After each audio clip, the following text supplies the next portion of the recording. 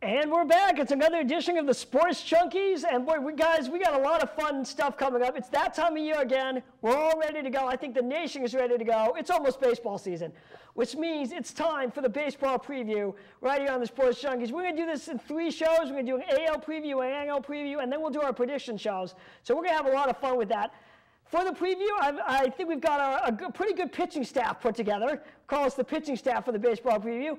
I'm Thomas Bookwalter, your host, along with Alex Simon, Ben Baker, and David Frias. Not to be confused with World Series MVP David Freese. That's okay, Tom. Yeah, no, I don't think you'd mind that, of course. But let's get into it, guys. We'll start with the American League, and we'll start with the AL East. And I'm going to give the ball to Dave to throw out the first pitch. Go ahead, Dave. All right, thanks, Tom. And so we'll be discussing the American League East Division, and coming off 2011 with the Yankees winning the AL East, Tampa Bay took the wild card, and as you remember, the last game of the season, Boston's collapse, losing to the Baltimore Orioles, leading the way for Tampa Bay to claim the wild card after it looked like Boston was sure to take it, but it was the Yankees and the Tampa Bay Rays who ended up going to the postseason. And so as we start the new season here in 2012, as far as offseason moves are concerned, both the Yankees and the Red Sox pretty much had a quiet offseason, although the Yankees strengthened their pitching staff by acquiring Michael Pineda and Hiroki Kuroda. The Red Sox, they let go of Terry Francona, and they hired Bobby Valentine to take over as the manager. Tampa Bay, the Rays, they still seem under the radar, but they have solid pitching. And, you know, they're constantly right behind the tails of the Red Sox and the Yankees, who always on ESPN are the 2 top teams. East Coast bias. Yeah, pretty much. So let's ask some questions here for this year, upcoming year in the American League East. And the first question, I'll give it to you, Tom. Do you feel like the power has shifted pretty much from the American League East to the West or even the Central? Well, yeah, I mean, I think definitely it's debatable, because I think the East is still obviously going to get a lot of attention because the Yankees and the Red Sox and any division those 2 teams are going to get a lot of attention, along with the Tampa Bay Rays as well. The thing is, though, yeah, I mean, the Western Division now has Albert Pujols, C.J. Wilson, and of course it still has the 2-time defending champion AL champion Texas Rangers. The Central now is Prince Fielder and the Tigers. So I think it's starting to shift. I don't know if it's a full shift yet, but it could be headed that way. Okay. Any comments on Alex? I think it's more, not that it's a shift from one division to the other, but throughout the whole American League, the power has shifted into the teams. There's not going to be many teams that are going to come up, let's say. There's not going to be a team like in the National League where the Cardinals, you know, maybe kind of last year they were on the outside looking in to go in, but they all of a sudden come up out of nowhere and take it. In the AL, it's the Yankees, Red Sox, Rays, and I'd even throw the Blue Jays in there, but we'll get to that in a bit. Sure. Tigers, Angels, and Rangers, those 7 or 8 teams are the teams, and there's not going to be another team coming up from the bottom, it seems like at least, that's going to overtake it. You know, I think that, you know, it's just, like I said, the East Coast media or just the media or just ESPN. It just seems like it's just, you're going to hear about the Red Sox or the Yankees. And I think, you know, it hurts. It doesn't give credit to the other divisions, possibly like the Central or the West this coming year. So I guess, you know, it was, for the most part, like I said, we'll do the predictions in a while here.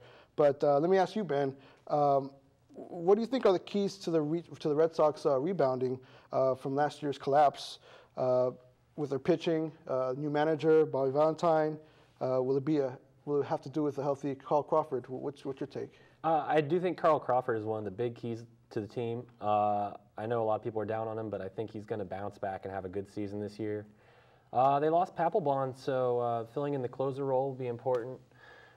Those end games against teams like the Yankees, which they'll be playing a lot of, they're going to need someone to shut those games down. But and then bringing Bobby Valentine, of course, are all pretty big keys there. I actually think the Red Sox are going to have a good year. And then on the closer thing, they did pick up Andrew Bailey from the A's. Right. So it's not as if they're incompetent there. They got a really good closer. They picked up some pretty good middle to late relievers as well. So they're not going to be dead in their bullpen per se.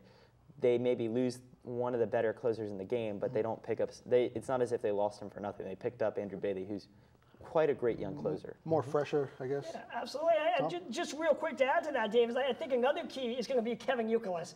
Because the last couple of years they made the playoffs, he's either been hurt or not playing well. So they're going to need him. I think they're going to need him to also to re-establish himself as the leader of the team on the field and off, which he pretty much is off, but on the field, stay healthy. And I think that'll give them a good shot too. And I guess with the new manager, Bobby Valentine, he's already, I guess, enforced some rules like no drinking beer before the game. At any point in the or in the dugout, anywhere. And I don't know if that really had an influence. I mean, do any of you feel like that was a real influence just by the just an authority move, just to show, at the table, I'm the guy, and this is what we're doing, and this is how we're going to do it. Valentine's done that, though, at every place he's managed. Right. So it just only, makes a little more media because, A, it's the Boston Red Sox, and B, they just had this issue last year with their drinking and eating fried chicken during the game or something.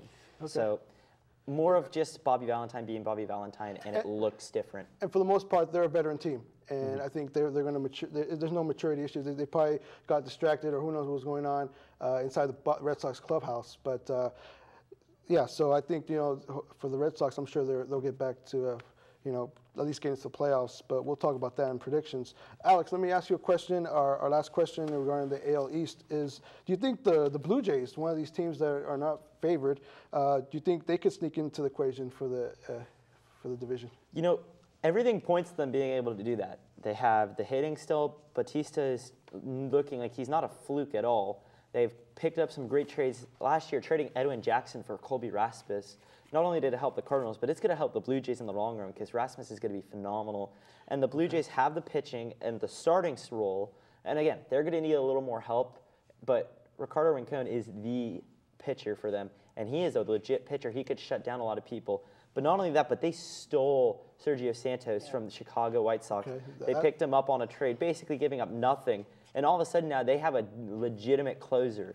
They're going to benefit more than any other team in all of baseball from this extra wild card spot. Okay. And I would say this is the year that they have to go up and get that spot if they're going to try for it. Well, and just really quickly to mention, you made it, in terms of getting the closer, they also picked up a great lefty for the bullpen when they got Darren Oliver from the Rangers. So they definitely work on the pitching staff. It could help. All right, thanks, Dave. That was great. That was our AL West. So it's time to move ahead to the AL East. AL East, thank you.